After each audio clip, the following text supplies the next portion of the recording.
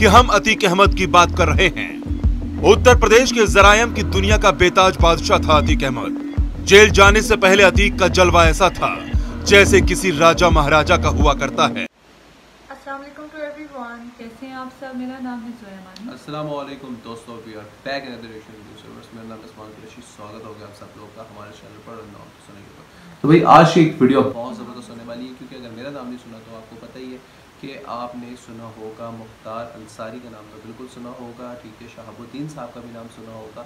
लेकिन आज जो वीडियो हम लेकर आए हैं वो लेकर आए अतीक अहमद साहब, ठीक है।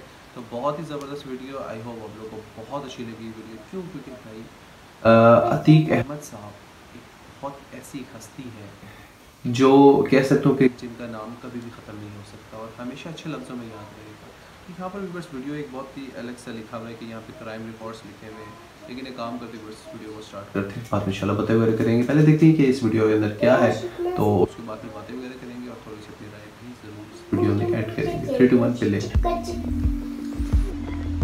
जिस बाहुबली के नाम से प्रयागराज में दहशत मची हुई है, जिसके गुर्गों ने दिन दहाड़े प्रयागराज में खुलेआम खून की होली खेली, अब आप समझ गए होंगे कि हम अतीक अहमद की बात कर रहे हैं। उत्तर प्रदेश के जरायम की दुनिया का बेताज बादशाह था अतीक अहमद। जेल जाने से पहले अतीक का जलवा ऐसा था जैसे किसी राजा महाराजा का हुआ करता है। अतीक को राजा महाराजा वाली ठाठ विरासत में नहीं मिली थी। एक समय ऐसा था कि अतीक के पिता तब के इलाहाबाद और अब के प्रयागराज में तांगा चलाते थे।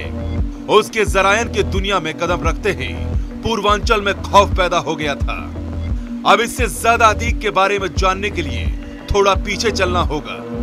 10 अगस्त 1962, जगह चकिया, प्रयागराज। एक तांगे वाले के घर में जन्म हुआ। माता पिता ने बच्चे का नाम रखा अतीक अहमद। अतीक अहमद के पिता फिरोज इलाहाबाद स्टेशन पर तांगा चलाते थे। किसी तरह मुफलिसी में उन्होंने अतीक को पढ़ाया, लेकिन हाई स्कूल में फेल होने के बाद उसने पढ़ाई छोड़ दी। उसे अमीर बनना था, इसलिए अपराध की दुनिया में उसने कदम रखा। साल 1980 के दौरान प्रयागराज में खान बाबा का जलवा था। उसकी तूती पूरी प्रयागराज में बोलती थी। पुलिस की इतनी हिम्मत नहीं थी कि उनके इलाके में चले जाएं। उस समय एंट्री होती है अतीक अहमद की। खान बाबा को लगा था कि तांगे वाले के लड़के को पल भर में मसल कर रख देंगे, लेकिन अतीक ने ऐसी धोबी पछाड़ मारी कि बाबा समेत उसके दूसरे गुर्गों का सफाया कर दिया। यहीं से जुर्म की दुनिया में अतीक की एंट्री हुई। संगम नगरी समेत पूर्वांचल में अतीक की तूती बोलती है। क्या पुलिस, क्या प्रशासन, सभी इसके सामने नतमस्तक रहते थे। अतीक के गुंडा बनने की कहानी शुरू होती है साल 1989 से। अतीक अहमद पर पहली बार हत्या का आरोप लगा और यहाँ से अतीक के खौफ, दबंगई और राजनीतिक हनक का वो सिलसिला शुरू हुआ जिसके किस्से पूरे सूबे में फैले। अतीक ने पैसे और ताकत की हनक की चाह में उनसे सारे गैर कानूनी काम कराए। अगले 3 दशक तक उसने प्रयागराज, फूलपुर और चित्रकूट में बड़ा गिरोह चलाया। अब साल आता है 1989। 1989 में अतीक ने पहली बार राजनीति में अपना कदम रखा। इलाहाबाद पश्चिमी सीट से उसने चुनाव लड़ा और निर्दलीय चुनाव जीतकर वो उत्तर प्रदेश विधानसभा पहुंचा। अतीक लगातार 3 बार निर्दलीय चुनाव जीता। इतना खौफ था कि कोई उसके खिलाफ खड़ा नहीं होता था। अतीक को 1996 में सपा ने टिकट दिया और जीत दर्ज की। फिर साल 2002 में उसने अपना दल से चुनाव जीता। साल 2004 में अतीक अहमद सपा के टिकट से सांसद का चुनाव लड़ा। फूलपुर से अतीक अहमद सांसद बन गया। सांसद बनने के बाद अतीक ने प्रयागराज के पश्चिमी विधानसभा सीट छोड़ दी। साल 2004 में इस सीट पर उपचुनाव हुआ। अतीक ने सपा के टिकट पर अपने छोटे भाई अशरफ को लड़वाया। यहीं से कहानी में ट्विस्ट आता है और एक पात्र की एंट्री होती है, वो है राजूपाल। राजूपाल अतीक अहमद के भाई को टक्कर देने के लिए बसपा से चुनाव लड़ता है। अतीक की गैंग ने कभी राजूपाल को गंभीरता से नहीं लिया। चुनावी नतीजा आते ही अतीक के पैरों तले जमीन खिसक गई। राजूपाल की 5000 से ज्यादा वोटों से जीत हुई। फिर आया दिन 25 जनवरी 2005 का। स्वतंत्रता दिवस से एक दिन पहले राजूपाल कहीं जा रहा था, तभी उसके गाड़ी पर ताबड़तोड़ फायरिंग शुरू होती है। कोई कुछ समझ पाता उससे पहले राजू के शरीर में 19 गोलियां दाग दी जाती हैं। अस्पताल पहुंचते ही उसकी मौत हो जाती है। आरोप लगता है अतीक अहमद और उनके भाई पर। अतीक अहमद का राजू मर्डर के बाद पतन शुरू हो गया। साल 2012 में अपना दल से चुनाव लड़ा, लेकिन वो हार गया। राजू पाल की पत्नी पूजा पाल ने भारी मतों से अतीक को हरा दिया। साल 2014 में भी वो चुनाव हार गया।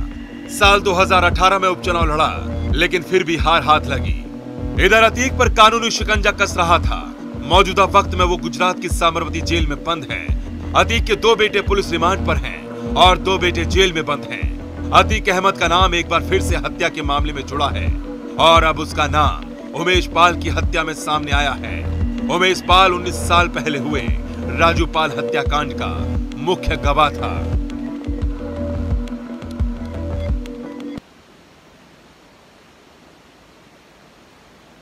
यार बहुत इंटरेस्टिंग वीडियो थी, लेकिन मैं एक बात कहना चाहता हूँ कि यहाँ पर सिर्फ और सिर्फ एक इंसान का बुरा ही बात ही बताई है। मैंने वही कहा है, गोदी मीडिया जो होती है ना, वो डेफिनेटली सिर्फ और सिर्फ बुराई ही बताती है, मतलब अच्छाई की बात तो करते नहीं है। असल में देखिए, गैंगस्टर के अंदर जो कदम पहला रखते हैं, मैं आपको बता रही हूँ, जैसे सॉरी कैमरा हिल गया था, मैं कैमरा से जी, तो मैं ये कही थी कि गैंगस्टर की जो दुनिया में लोग कदम रखते हैं वो अपनी खुशी से नहीं रखते हैं। बिल्कुल ऐसा ही है जैसे कि वो एक टांगे वाले के जो है वो घर पैदा हुए, उनके फादर उनसे तो वो टांगा चलाते थे और उसके साथ टांगा मीन बग्गी वगैरह बोलते हैं हिंदी में। तो उसके साथ साथ देखिए उस घर में वो पैदा हुए, फिर उसके बाद उनको अच्छी स्कूलिंग करवाई, लेकिन हाई स्कूल में वो फेल हो गए, मतलब नहीं, उनको नहीं चल पाया, वो नहीं पढ़ पाए। एक बड़ा सपना था कि कुछ मैं बनूंगा, फिर उनका बड़ा सपना था, फिर उन्होंने जो है ना अपराध की दुनिया में कदम रखा। और फिर आपको पता है, जो ये जो जुर्म की दुनिया में कदम रखते हैं उसमें कामयाबी नहीं हासिल होती, उसमें हमेशा ही नाकामी हासिल होती है और एंड जो होता है उनका डेथ ही होती है। बिल्कुल ऐसा ही होता है। तो इनके साथ भी ऐसा हुआ। इनका जो एंड था वो देखें, एंड जो जर्नी इतनी सारी इनकी चली और इतना सब कुछ हुआ और फिर एंड में उनका डेथ हुआ। साथ ही साथ इनके साथ जो बच्चे हैं, इनके 4 बेटे थे, 2 रिमांड में थे और 2 जो है उनको जेल हुई थी। साथ में वो बच्चे भी देखें इस चीज़ में आ चुके हैं, हालांकि उन बच्चों का कसूर कुछ भी नहीं होगा, लेकिन ज़ाहिर है इनके फादर ऐसे थे, गैंगस्टर की दुनिया में आ चुके थे, फिर दुश्मनियाँ फैल गई। फिर उसके साथ राजू केस में देखें जी, कितनी 19 गोलियाँ लग चुकी और उनको उनकी डेथ पे सारे इल्ज़ाम। ज़ाहिर है ये ऐसी दुनिया होती है कि जहाँ पर मर्डर होते हैं, जहाँ पर डेथ होती है, जहाँ पर भी जो है ना इंसान की मौत वाक़ई होती है, उसके साथ जोड़ देते हैं इस तरह के जो अतीक सर हैं उनके साथ जोड़ देते हैं। तो यही है बात सारी। बिल्कुल बिल्कुल, मैं बिल्कुल आपकी तमाम बातों से बिल्कुल ऐसा ही होता है कि इंसान जब जाता है ना इस फील्ड में, तो उसको बुरा कहने वाला तो सारे ही होते हैं, लेकिन उसको इस फील्ड में लाने वाला ना शायद ही कुछ सोचता है कि यार इस फील्ड में आया क्यों है। हर बंदा यही कहता है कि यार देखिए, कोई चोर चोरी खुशी से नहीं करता, ठीक है, कोई कत्ल खुशी से नहीं करता, वो किसी वजह होती है, कोई प्रॉब्लम होती है जिसकी वजह से वो इस फील्ड में आता है। दुनिया देखिए, मैं एक बात कहना चाहता हूँ, ये सब काम गलत है, ठीक है, मैं बिल्कुल एग्री करता हूँ आप सब लोगों से, ये बिल्कुल गलत है, लेकिन वो कोई वजह होती है। देखिए अक्सर हम फिल्मों में देखते हैं कि यार किसी के माँ बाप को मार देते हैं तो बदला लेने के लिए बदमाश बन जाता है, ठीक है, गैंगस्टर बन जाता है। इस तरह की हमने बहुत सारी मूवीज देखी है। बिल्कुल बिल्कुल है। तो इसी तरह होता है, देखिए आपको कोई चोरी होता है, वो अपने माँ बाप को देखते हैं कि यार ये चोर है तो डेफिनेटली पढ़ाओगे, वो समझते हैं कि यार ये चोरी करूँगा तो शायद ये कोई अच्छा काम होगा, लेकिन बाद में एहसास उसको रियलाइज़ होता है कि नहीं यार ये गलत है, एक गलत काम है और मुझे ऐसा नहीं करना चाहिए। तो सेम लाइक इस तरह ही होता है कि जिस तरह की सिचुएशन चल रही है उसी को बंदा चलाता रहता है, लेकिन जुर्म की दुनिया एक ऐसी है ना कि जिसमें अगर इंसान पाँव रखता है ना तो शायद वो वापस नहीं आता, एक दलदल ही है। मैं बिल्कुल यही बात कहना चाहता था कि वो फंसता है तो वो फंसता ही चला जाता है, आगे से आगे चला जाता है। सो लेकिन व्यूअर्स इनके काम बहुत अच्छे हैं, बहुत अच्छे काम भी करवाए हुए हैं। देखिए हर इंसान बुरा नहीं होता, इंसान की अगर आप बुराइयाँ देखने लग जाएंगे तो मे बी शायद मुझे ऐसा लगता है कि जिस दुनिया में जितने भी लोग हैं तो उनमें से अच्छा कोई भी नहीं मिलेगा। देखिए इंसान बुरा नहीं होता, कुछ गलतियाँ होती हैं इंसान के अंदर जिसको सुधारना चाहिए, ठीक है।